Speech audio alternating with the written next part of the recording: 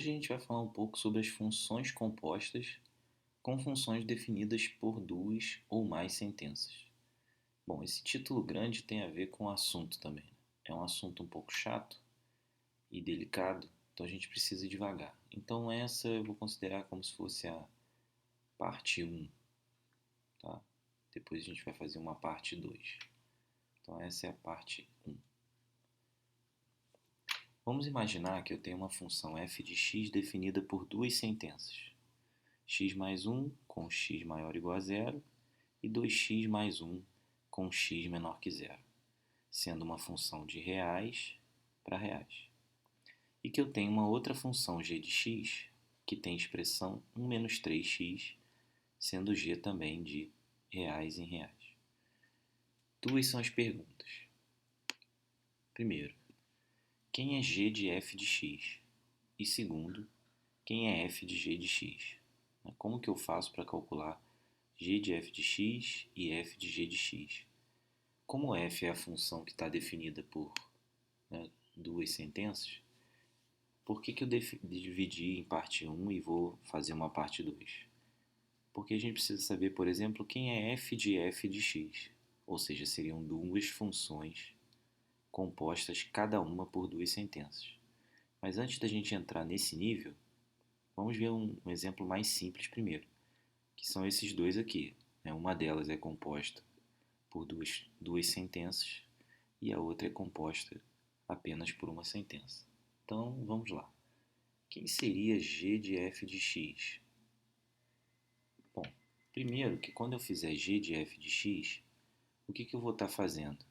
Se a gente pensar de forma prática, g de f de x, g de f de x seria o mesmo que escrever 1 menos 3 vezes, Ctrl Z aqui, f de x. Então repara que se aqui dentro eu tenho aqui, eu tenho f de x, eu tenho que colocar no lugar de x, f de x. Muito bem. Mas quem é f de x? F de x é definido por duas sentenças. Então g de f de x também vai ser definido por duas sentenças. Então tudo que a gente tem a fazer é abrir em duas possibilidades. Quando f de x for x mais 1, então a gente vai ter 1 menos 3, deixa eu fazer com a cor que está associada ao x mais 1. A gente vai ter 1 menos 3 vezes x mais 1, que é o valor de f de x quando a gente tem x maior ou igual a zero. Isso só vai valer para x maior ou igual a zero. Por quê? Porque essa sentença corresponde a f de x somente quando x é zero ou positivo. E essa sentença para f de x está sendo substituída em g de x. Então g de x vai se tornar isso, com f de x sendo isso, somente se x for maior ou igual a zero. No segundo caso, a gente tem 2x mais 1 para f de x. Então eu vou ter 1 menos 3 vezes 2x mais 1, agora com x menor que zero. Então repare, é como se eu estivesse pensando o seguinte: se eu estivesse calculando g de f de 1, eu estaria fazendo 1 menos 3 vezes f de 1, o que significaria que eu teria que ter 1 menos 3 vezes quem? 1 mais 1, porque na função original, 1 só pode ser substituído nessa expressão. Se eu calculasse g de f de menos 1, eu estaria fazendo 1 menos 3 vezes f de menos 1, que é o mesmo que escrever 1 menos 3 vezes 2 vezes menos 1 mais 1. Então a expressão que eu vou substituir no lugar de f de x depende do valor de x. Se x é maior que zero, eu vou botar x mais 1. E se x é menor que zero, eu vou botar 2x mais 1. Agora basta desenvolver. Então vou desenvolver aqui quem é g de f de x. G bola, f de x será... Aqui a gente vai ter menos 3x, vou fazer de amarelo aqui, menos 3x, menos 3 mais 1, menos 2, mas isso somente se x for maior do que ou igual a zero. E na de baixo, 1, né? Aí aqui eu fico com menos 6x, menos 3 mais 1, menos 2, mas isso somente se x for menor que zero. Como ambas são funções de reais em reais, né? G de f de x também é de... Aliás, se eu tirar esse f de x, g de f é também de reais em reais. Ok. Quem é f de g de x? Bom, agora a gente tem uma análise um pouco mais delicada para fazer. Por quê? Porque agora, né, a gente tem o seguinte. F de g de x seria isso aqui, ó. Vamos voltar lá na função. Seria o mesmo que escrever f de g de x igual ao seguinte, ó.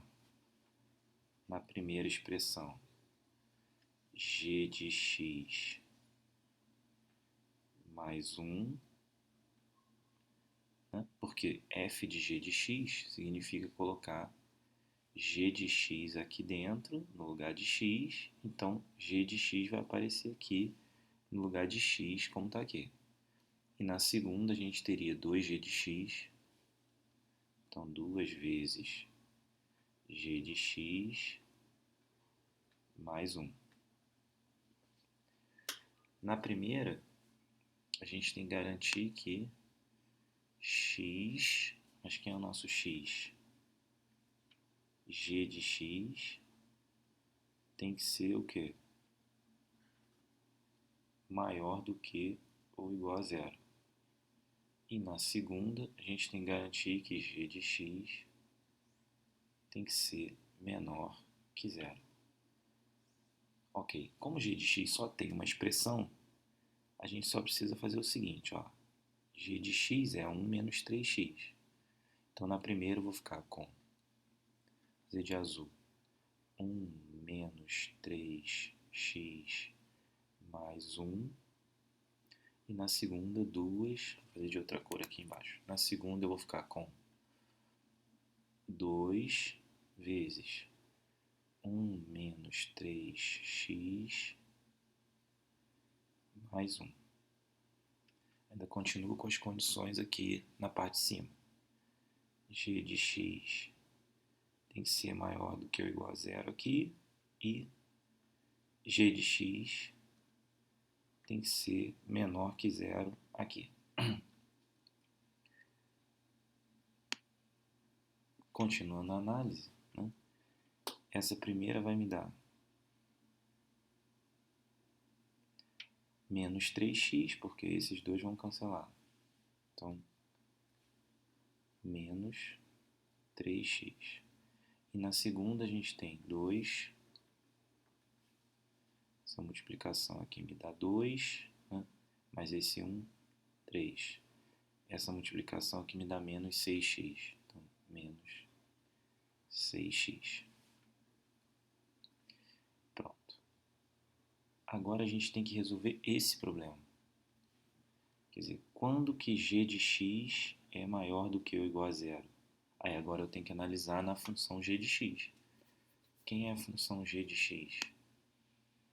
1 menos 3x. Então eu faço 1 menos 3x maior do que ou igual a zero. Então eu vou ficar com menos 3x maior do que ou igual a menos 1. Isso vai me dar x, atenção para a desigualdade, né? Agora, em vez de maior ou igual, vai ser menor ou igual do que 1/3. Então, a condição que vai aparecer aqui, no nosso caso, é a condição sobre g de x. Ou seja, x, pelo que a gente viu, tem que ser menor do que ou igual a 1/3, para essa expressão ser válida. E a segunda, obviamente, vai ser x maior que 1/3, porque ela vai completar o intervalo real para x. A única coisa que vai mudar é que o sinal aqui, a gente vai começar com ele sendo menor e no final a gente vai terminar com maior. Então essa é a função f(o)g de x, que também é f(o)g de r em r. Então, com esses dois exemplos, a gente conseguiu verificar o que acontece quando eu tenho uma função com uma sentença e a outra com duas sentenças.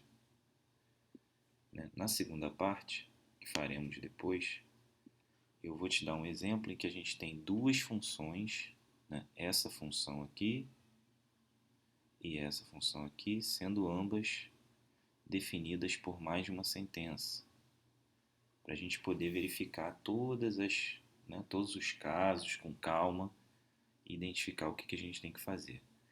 Mas perceba que a análise tem que ser cuidadosa e com calma, para que você não esqueça de nenhuma condição, nem sobre f de x, que nem no primeiro caso, e nem sobre g de x, que é o nosso segundo caso.